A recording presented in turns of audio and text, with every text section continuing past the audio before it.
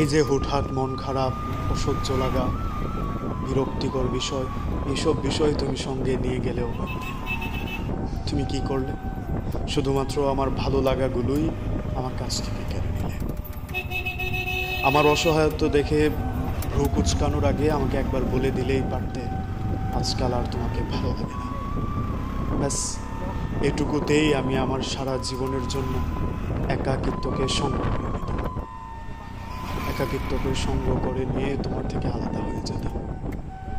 কিন্তু তুমি সেটা করবে না। স্বার্থপরের মতো নিজের ভালোটার জন্য আলাদা হয়ে গেলে। প্রভুভক্ত কুকুর 3 বেলা পেট পুড়ে খাওয়ার পরেও শুধুমাত্র অবহেলার জন্য সে তার নিজের শহর ছেড়ে দিতে পারে। তাহলে তো আমি রক্তে মাংসে ভরা একজন মানুষ, আমি এটুকু পারবো না বলো?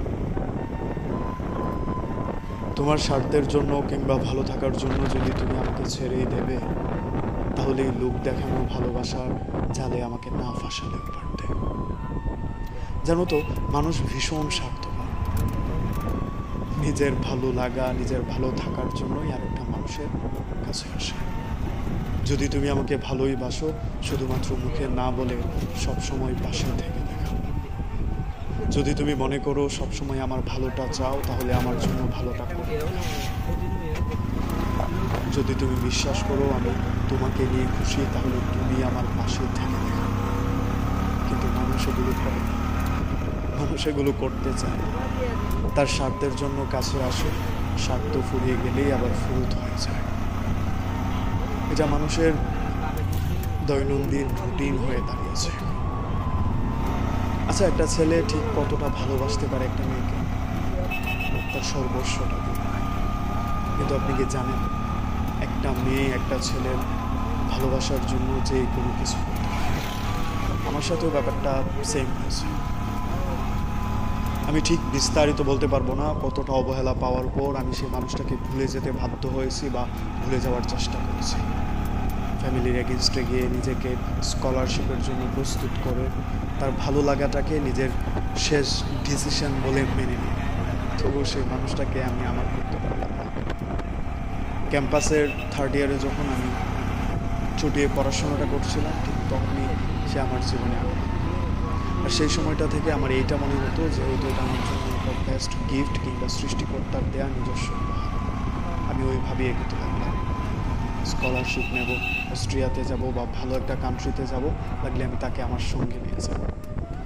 কিন্তু আফসোসজনকভাবে একটা মানুষ যখন অকৃতজ্ঞ হয়ে যায়, তখন আপনার করা প্রত্যেকটা উপকারের কথা ভুলে যায়। এট দ্য সেম টাইম সে আপনার সবগুলো ভালো কাজ কিংবা আপনার দেওয়া প্রত্যেকটা কাজকে অস্বীকার করতে শুরু করে। আমার সাথেও সেমটা হয়েছে। আমি নাম নিচ্ছি না কিংবা তার পরিচয় উল্লেখ করছি না। আমি রাজশাহীর, শুধুমাত্র এটা বলছি। আমি দেশে নাই, এতে আমার কোনো দুঃখ নেই। কিন্তু একটা মানুষকে প্রবল বিশ্বাস আর চোখ বন্ধ করে ভালোবাসার পর মানুষটা যদি এইভাবে চেঞ্জ হয়ে যায়, তখন আসলে অপোজিটের মানুষটার পায়ের নিচে মাটি থাকে না, এইটা শুধু করতে চায়। আমি হয়তো সময়ের ব্যবধানে আমার বাবা মার পছন্দের একজনকে বিয়ে করেছিলাম, সেখানে আমি থাকতে পারিনি। অনেকটা সে কারণ ছিল, কারণ একটা মানুষের স্মৃতি বহন করে আরেকটা মানুষের সাথে সংসার করাটা মৃত্যুর যন্ত্রণার মতো কষ্টদায়ক। সেই জন্যই আমি পারিনি, আমাকে চলে আসতে হয়েছে। তারপর আবার আমার পড়াশোনার প্রস্তুতি নিতে হয়েছে। মানে আমার লাইফে আমি 5 বছর পিছিয়ে যেতে হয়েছে। কষ্ট হয়েছে, নতুন কিছু শিখেছি, নতুনভাবে করেছি। কিন্তু আফটার 5 ইয়ার্স আমার মনে হয়েছে সৃষ্টিকর্তা যাদেরকে আমাদের থেকে কেড়ে নেয়, বোধহয় আমাদের ভালো